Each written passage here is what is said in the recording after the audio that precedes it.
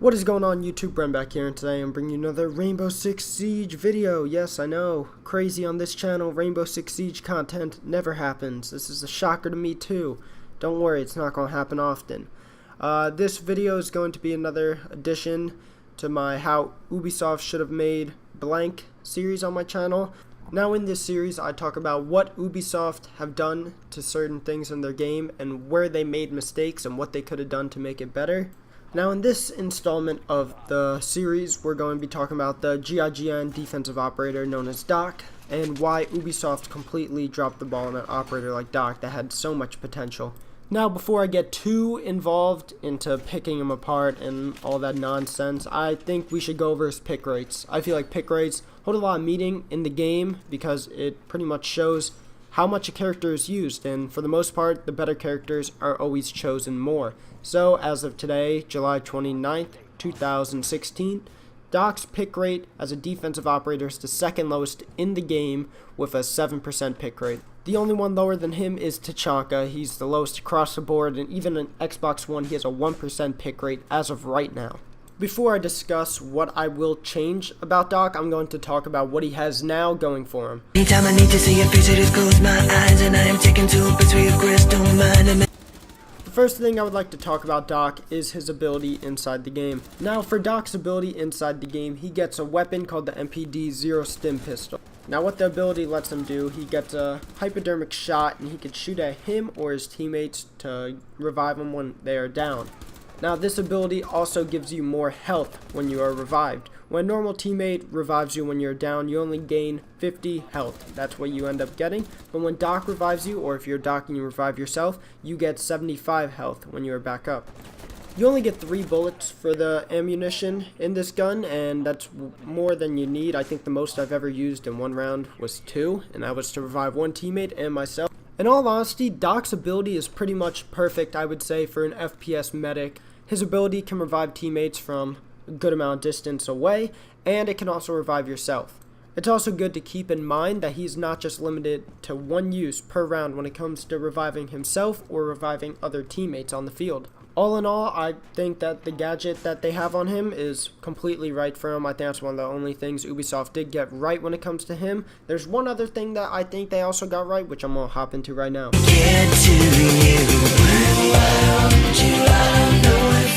The next aspect of Doc I would like to talk about is his weapons he receives and his loadout in general. Now, when it comes to Doc's primary weapons, he's well set in the submachine gun department. He has 2 submachine guns. He has the P90, which I feel like is the weaker choice when compared to its counterpart being the MP5. He also receives a very powerful pump-action shotgun, that shotgun being the SGC QB. Now for his secondary weapons, he either gets a P9 or a 357 Magnum revolver. Now you can go either or with this scenario because you either have the very hard-hitting revolver or you have a nice reliable gun in the P9. In my opinion though, I always go with the P9 every time because I want to make sure that my shots always hit the target. And with the Magnum, I can't always be trusted with that thanks to the fucking crazy kick that's on the gun.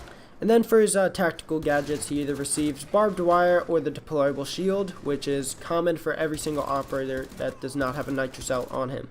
Now, from what I've discussed so far, Doc sounds like a pretty solid operator with solid guns and a solid ability. Now, why he doesn't work though is a different question. It doesn't matter about his ability or his guns. It matters about Doc himself. Gentle feeling, take a shelter in the face of my spine, straight like a chicken cherry cola. I don't need to try to. The reason why Doc's pick rate's so low and why no one really plays as him stems from pretty much his armor and his speed, I would say. Now Doc's armor to speed ratio is a 3 armor and a 1 speed, making him the slowest character in the game, tied with everyone else that has 3 armor and 1 speed. But with someone with his ability, it just doesn't make any sense for him to have 3 armor and 1 speed. He could be played, I feel, in 2 different ways if his armor and speed is. I'm the kind of person who endorses a deep commitment, getting comfy, getting. The first way he could be played as is a roamer.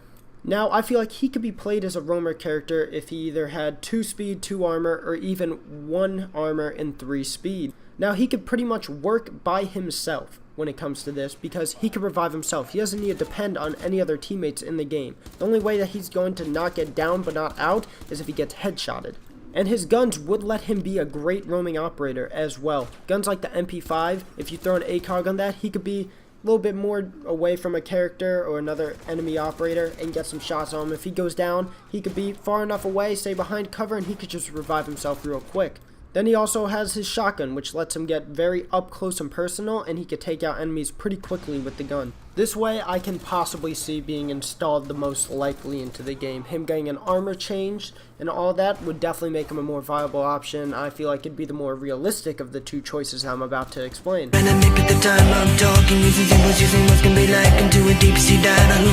Now he can also, way number 2, become pretty much a support character in a sense. Now the next way you can use him, if the 1 armor thing does become a fact and he does also get the 3 speed with it, is that he can then become almost like a support character. Now this I think would be the least fun out of the 2 options. I feel like the roaming option would definitely be the best, don't get me wrong, but this could still possibly happen inside. He would almost run as like a Mercy does in Overwatch, where all you do is pretty much just stay there and heal your allies. Sure, you can help out time and time again with your weapons, but for the most part, you'll just be there trying to help out your teammate or teammates.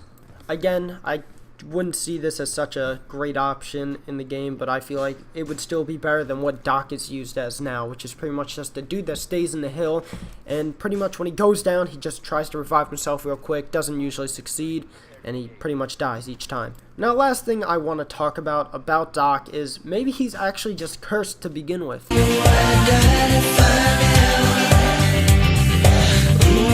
When you have an operator like Rook in the game who is even a part of the same CTU as him, it's almost like Doc is the redhead stepchild of the two.